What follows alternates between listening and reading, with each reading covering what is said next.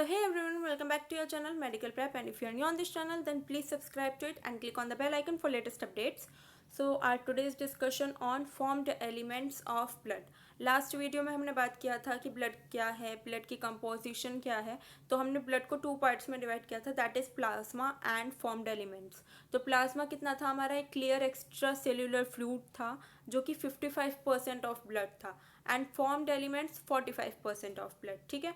तो last video में हमने प्लाज्मा को डिस्क्राइब किया था पूरे अच्छे से. अगर आपने नहीं देखा तो प्लीज़ चेकआउट कर लीजिए. एंड इस पार्ट में हम बात करेंगे कि क्या ब्लड के फॉर्म्ड एलिमेंट्स हैं. तो फॉर्म्ड एलिमेंट्स को हमने 3 पार्ट्स में डिवाइड कर दिया, यानी कि 3 तरह के फॉर्म्ड एलिमेंट्स हम डिस्कस करेंगे. That is red blood sales, white blood cells and thrombocytes, जिनको हम प्लेटलेट्स कहते हैं. अब इनका अलग अलग नेम क्या है. रेड ब्लड सेल्स को हम इराइथ्रोसाइट्स कहते हैं, वाइट ब्लड सेल्स को ल्यूकोसाइट्स कहते हैं, एंड थ्रोम्बोसाइट्स प्लेटलेट्स. ओके. अब erythro means red and cytes means cells, हो गया red blood cells. Leuko means white यानी कि neutral colourless white, and cytes means cells यानी कि white blood cells, and thrombocytes platelets. तो हम स्टार्ट करते हैं रेड ब्लड सेल्स से, इराइथ्रोसाइट से. RBCs are discotic shaped cells constituting 99% of blood and carrying hemoglobin molecules. तो RBC क्या है, एक बाइकॉन्केव डिस्कोटिक शेप्ड सेल है जिसमें 99% हीमोग्लोबिन मॉलिक्यूल्स होते हैं. Okay. 99% of blood haemoglobin molecules से होता है.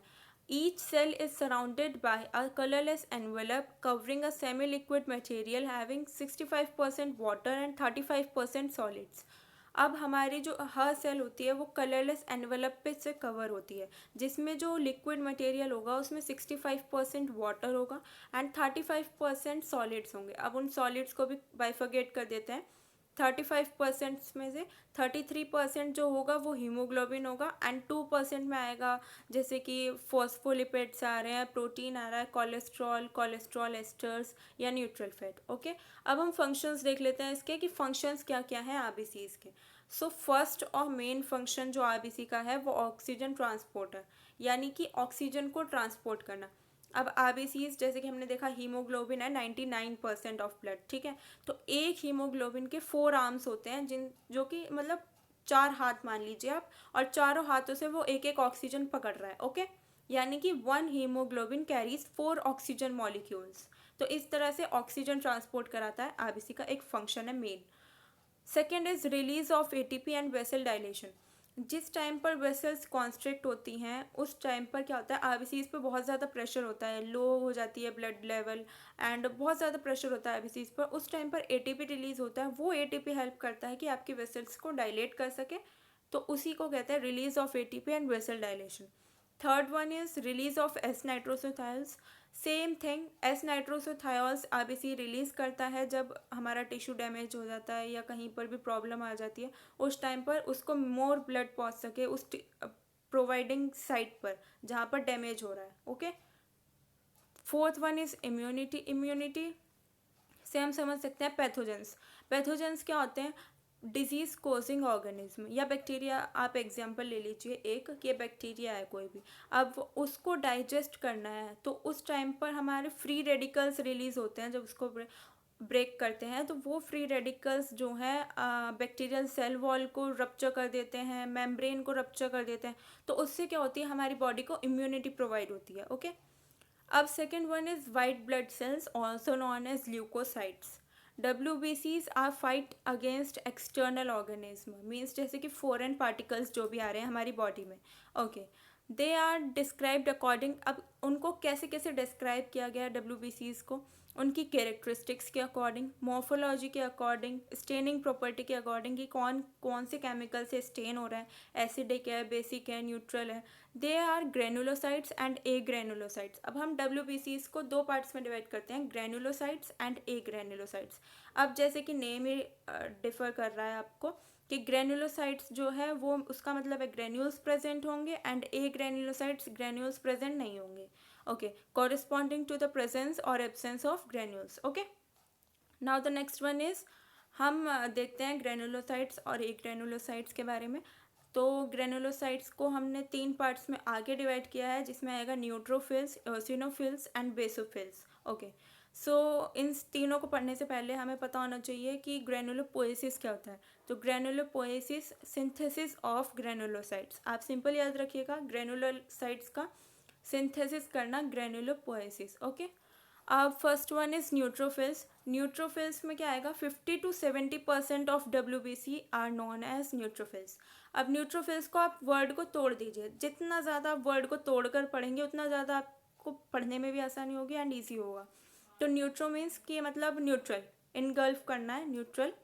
एंड फिल मतलब लविंग, यानी कि न्यूक्लियस, न्यूट्रो को एक न्यूक्लियस भी लेता है, न्यूक्लियस लविंग, इनगल्फ कर लेता है पार्टिकल को। ओके, आप न्यूट्रो से न्यूक्लियस भी रेफर कर लीजिए। In these WBCs, numerous small granules stained with neutral dye. Okay, न्यूट्रो से आप न्यूट्रल डाई भी याद रख सकते हैं। इन WBCs में बहुत ज़्यादा न्यूमरस स्मॉल ग्रेन्यूल्स होते हैं, बहुत ज़्यादा ग्रेन्यूल्स होते हैं जो कि एक न्यूट्रल डाई से स्टेन होते हैं, ये याद रखिएगा आप। प्रेजेंट इन साइटोप्लाज्म, जो कि साइटोप्लाज्म में प्रेजेंट होता है। अब न्यूक्लियस के लोब्स याद रखने हैं आपको, 5 to 7 लोब्स होते हैं न्यूट्रोफिल्स में। Okay, hydrolytic enzymes 60 to 70% of WBC present in neutrophils digest bacteria and other pathogens. Okay, they overcome the effects of histamine. अब जो एलर्जिक इफेक्ट्स होते हैं हमारी बॉडी के ऊपर वो उन्हें ओवरकम करता है न्यूट्रोफिल्स, जैसे कि हिस्टामिन का इफेक्ट हो गया, फेगोसाइटोसिस हो गई, एंटीजन एंटीबॉडी इंटरेक्शंस हो गई, और पैरासाइट्स को किल करते हैं।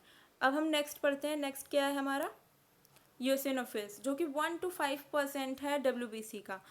2 से 3 लोब्ड हमारा न्यूक्लियस होता है इसमें। न्यूक्लियस, अब हमने लास्ट वन में देखा था न्यूट्रोफिल्स, उसको हमने स्टेन किससे किया था, न्यूट्रल डाई से। अब है यूसिनोफिल्स, जिसको हम स्टेन कर रहे हैं एसिडिक डाई से, जिसका नाम है यूसिन, या नाम याद रखिएगा। Okay, and is connected by thin strands. About 0.5 to 1% of WBC are eosinophils. Okay, which liberates, अब क्या क्या लिबरेट करता है eosinophils, heparin, histamine and serotonin, जो कि रिस्पॉन्स होता है allergic reactions, in response to allergic reaction. यानी कि जब आपके बॉडी का एलर्जिक रिएक्शंस होंगे तो क्या क्या लिबरेट करेगा, हेपेरिन, हिस्टामिन, सेरोटोनिन। ऐसे ही न्यूट्रोफिल्स कर रहा था एलर्जिक रिएक्शंस के रिस्पॉन्स में। अब इन्फ्लामेटरी रिस्पॉन्सेज जो है आपके उन्हें इंक्रीज करेगा। नेक्स्ट वन इज बेसोफिल्स, जो कि 0.5 to 2% है WBC के आपके। एस शेप्ड न्यूक्लियस होगा, 2 या 3 लोब्ड न्यूक्लियस है, यानी कि इसमें आप ध्यान रखना कि बेसोफिल्स की जो लोकेशन होगी न्यूक्लियस की वो एस शेप्ड होगी। ओके, अब हमने देखा, मैं आपको दोबारा रिवाइज करा रही हूँ, न्यूट्रोफिल्स में हमने न्यूट्रल डाई से स्टेन किया था, यूसिनोफिल से एसिडिक डाई से स्टेन किया था जिसका नाम था यूसिन, एंड बेसोफिल से हम स्टेन कर रहे हैं बेसिक डाई से। अब बेसो से बेसिक, न्यूट्रल से न्यूट्रल। ओके, अब बेसिक डाई का नाम क्या है, मिथाइलिन ब्लू, इसका नाम याद रखिएगा। They consist of heparin, histamine and serotonin same. They kill bacteria with lysozyme and strong oxidants, bacteria को किल करते हैं, same thing. Okay, next is agranulocytes, जहाँ पर ग्रेन्यूल्स नहीं होंगे, ग्रेन्यूल्स एब्सेंट होंगे। अब इनको भी आप 2 पार्ट्स में डिवाइड कर दीजिए, मोनोसाइट्स। अब फर्स्ट हम मोनोसाइट्स को पढ़ते हैं, 5 to 10% है, फेगोसाइटोसिस देखना है। ओवॉइड और किडनी शेप्ड न्यूक्लियस होगा, ठीक है, आप नीचे डायग्राम में भी देख लीजिए कैसे है shape. Okay, largest cell of blood is monocyte, synthesized in bone marrow from nucleated precursor, जो कि बोन मैरो में सिंथेसाइज होती हैं।